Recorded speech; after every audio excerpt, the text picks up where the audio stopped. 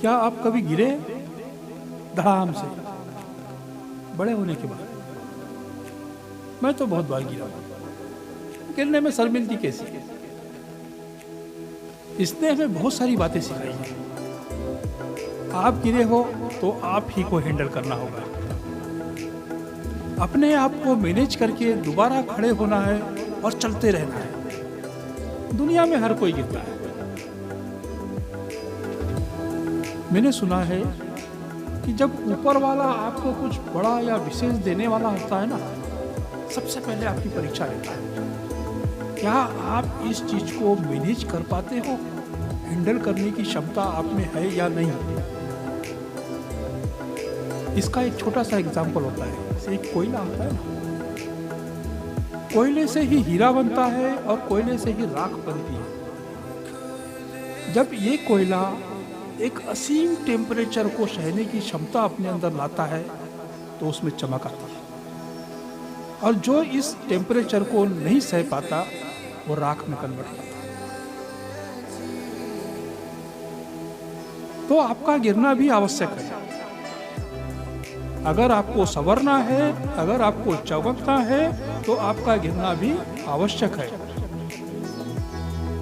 आप अगर इसका सामना करते हैं तो निश्चित रूप से आपके अंदर चमक आने वाली है। ये गिरावट हमें बहुत कुछ सिखाती है। इस गिरावट में सबसे बड़ी जिंदगी की सीख है अपने पराये की सीख, क्योंकि ये जिंदगी का सबसे महत्वपूर्ण ज्ञान है जो आपको गिरावट के बाद में ही मिलेगा। इस समय में, इस परिस्थिति में जो व्यक्ति आपसे बिना सवाल किए अगर वो आपकी मदद करता है या आपकी मदद के लिए खड़ा रहता है, वही आपका सच्चा साथी है।